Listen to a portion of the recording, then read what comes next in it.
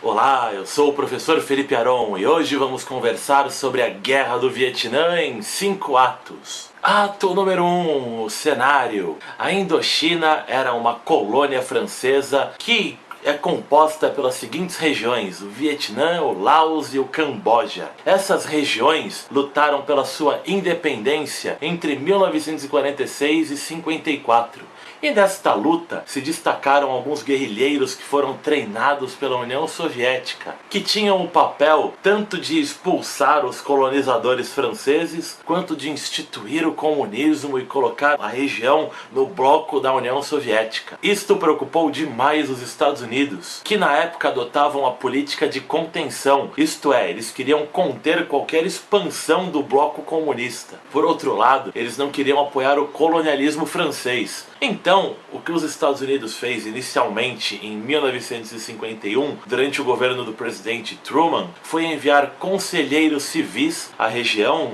mais precisamente ao sul do Vietnã. Esses conselheiros tinham o objetivo de auxiliar os franceses a expulsar as tropas comunistas, mas a convencer a França a ir embora da região. Enfim, em 1954, com a Conferência de Genebra, a França acaba saindo mesmo lá da Indochina, deixando o Camboja, Laos e o Vietnã independentes, porém deixando aos Estados Unidos o problema de lidar com os comunistas da região. Essa mesma conferência divide o Vietnã em norte e sul. A parte norte era onde predominavam os comunistas, e a parte sul era onde os Estados Unidos apoiou a proclamação da República com a instalação do presidente Ngo Dinh. E aí nós chegamos ao ato 2, Vietnã do Sul e o presidente Diem. A ideia dos Estados Unidos era de atuarem como consultores do Vietnã do Sul e desse presidente Diem para que ele instituísse uma democracia na região e para que fossem realizadas eleições em todo o Vietnã. Só que nada disso deu certo. Esse presidente Diem, ele não tinha nenhuma vocação para a democracia. Os assessores americanos que viajaram para a região falaram que o cara não estava nem aí para esse papo. Ele era de uma formação confucionista. Eu explico melhor sobre o confucionismo em meu outro vídeo que vai aparecer aqui em cima. Enfim,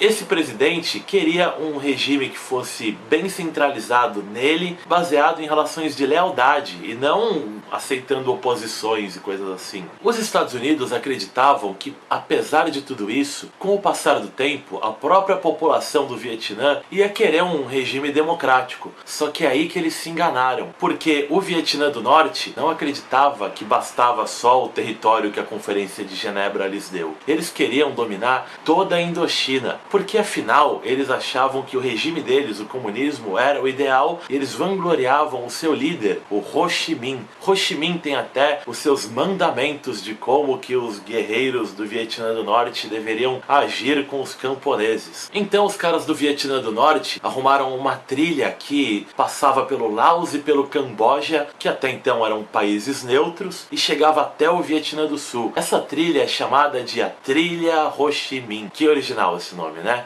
Enfim, no Vietnã do Sul, os conselheiros americanos estavam treinando um exército lá dos caras lá contra o comunismo, só que esse treinamento do exército era muito mais para um exército regular, não um exército que poderia enfrentar uma guerrilha. Então os caras não tinham a menor noção de como combater guerrilheiros que apareciam de uma hora para outra, que surgiam e desapareciam, e estes guerrilheiros começaram a causar um pânico e uma insegurança em toda a região governada pelo presidente Diem, dando a ele o pretexto de se tornar mais ditatorial ainda. Esse clima que se instalou no Vietnã do Sul deixou os Estados Unidos preocupados e com a noção de que eles tinham que fazer alguma coisa. O presidente Eisenhower sempre dizia que queria que a guerra fosse entre o Vietnã do Sul e o do Norte, com os Estados Unidos apenas dando conselhos. Só que com o passar do tempo, isso foi se mostrando muito difícil. E nos Estados Unidos, a opinião pública, jornalistas, falavam sempre da teoria do dominó, que dizia que se o Vietnã inteiro e o Camboja e o Laos caíssem nas mãos do comunismo, nada iria garantir que Tailândia, Malásia, Indonésia e até mesmo o Japão iriam escapar, porque ia acabar se espalhando essa ideia por toda a região, tal como um dominó que você empurra,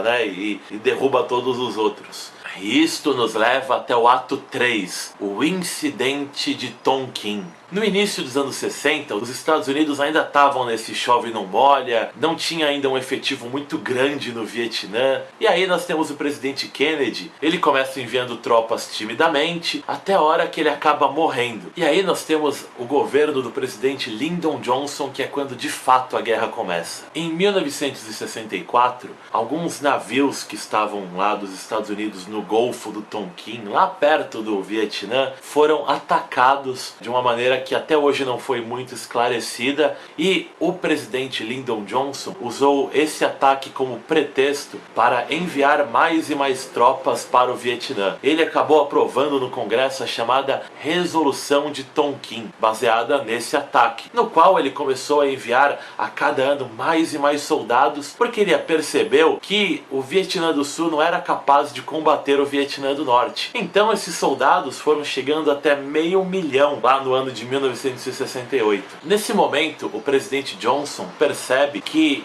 mesmo com muitos soldados no Vietnã, ele não tem a menor condição de vencer o Vietnã do Norte, porque os caras se escondem no meio da floresta, muitos americanos morrem até por desconhecer o território, o clima, e ele vai percebendo o quão furada foi essa ideia de enviar soldados. Então ele começa a querer negociar a paz, e é aí que os Estados Unidos entram num buraco.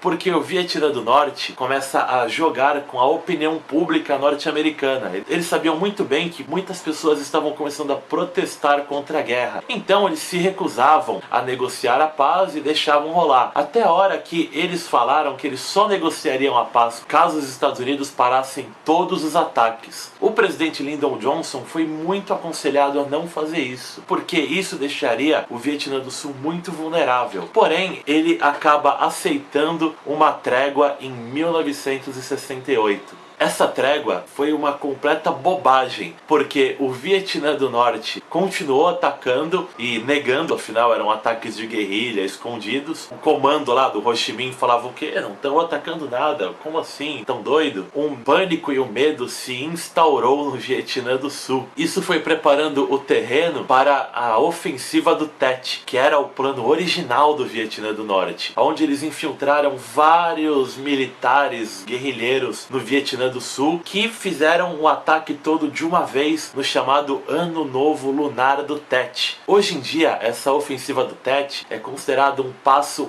muito arriscado, porque logo em seguida os Estados Unidos puderam ver aonde estavam exatamente as células do Vietnã do Norte e atacaram todas elas. Daí, o Vietnã do Norte perdeu muita força, os guerrilheiros deles caíram em grande número. Só que o impacto na época foi mais psicológico, ou seja, arrasou a moral aí dos caras dos Estados Unidos, até os caras lá do governo americano falaram: meu, o que a gente tá fazendo? Olha só. E também a imprensa começou a noticiar, televisionar várias coisas que estavam acontecendo na guerra, né? Ataques com bomba napalm, tudo isso, e levou a opinião pública a ser cada vez mais contra a guerra. Havia gente que era a favor, era meio a meio na época ainda, em 68, 69. Aí nós temos a eleição dos Estados Unidos, que nos leva até o ato 4, Nixon e a vietnamização. Nas eleições de 68, vence Richard Nixon, que em 69 implementa o plano que ele divulgou muito durante a campanha e que o ajudou a vencer, a vietnamização. Era muito bonito na teoria. Ele dizia que ia tirar os norte-americanos da guerra, que eles iam ficar aí do lado de fora da fronteira do Vietnã, dando suporte às tropas do próprio Vietnã do Sul. E uma das partes principais dessa política dele seria acabar com a trilha Ho Chi Minh. Afinal, era para barrar de vez aí a participação dos guerrilheiros, né, o caminho deles para o Vietnã do Sul. Então ele fez uma intervenção lá no Camboja, que seria a maneira dele sair de vez da guerra. Essa intervenção do Camboja pode ser resumida com: foi mexer com quem tá quieto e se deu mal. O Camboja estava até então neutro.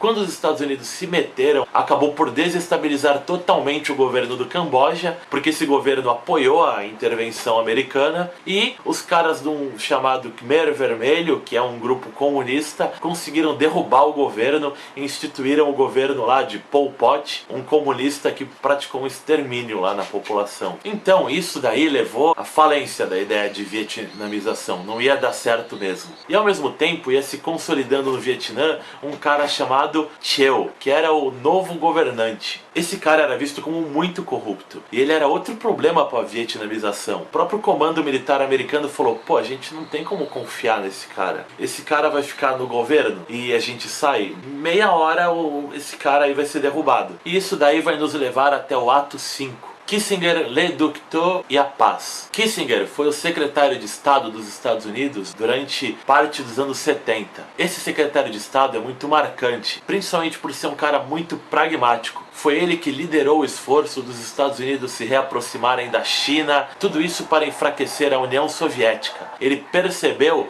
que a China e a União Soviética eram muito rivais, que não havia uma amizade entre elas. Muito mais, ele percebeu que a China não estava nem aí para a guerra do Vietnã. Então, que os fundamentos da política de contenção não tinham sentido nenhum, porque afinal não havia um bloco comunista. Haviam vários países comunistas em que alguns eram aliados e outros eram até inimigos. Com ele como secretário de Estado, os Estados Unidos criaram uma ideia, a de sair da guerra de vez. Para que eles pudessem fazer isso, eles pensaram numa chamada Operação Linebacker, que eles iriam atacar vários pontos vitais, portos e tudo mais do Vietnã do Norte para deixá-lo incapaz de continuar a guerra. Então eles iriam forçar a negociação com o Vietnã do Norte, impondo a eles a paz. E foi exatamente o que aconteceu. E aí, em 73, os Estados Unidos saem da guerra, assinam lá o Tratado de Paris com o Vietnã do Norte. Esses dois, o Kissinger e o Le Duc Tho, ganharam o Prêmio Nobel da Paz. Esse cara, Le Duc Tho, nem aceitou o Prêmio Nobel, afinal a paz foi feita totalmente contra a vontade dele, e os Estados Unidos se mandaram lá do Vietnã. O que os Estados Unidos iam fazer é dar uma assistência econômica para o Vietnã do Sul por alguns anos, porém o Vietnã do Norte não estava nem aí para essa paz. Logo depois que os Estados Unidos saiu da guerra, eles se rearmaram, atacaram e derrubaram o governo do Vietnã do Sul em 75, unificando o Vietnã sob um regime comunista que não ia durar muito. Menos de 15 anos depois, o bloco comunista iria ruir aí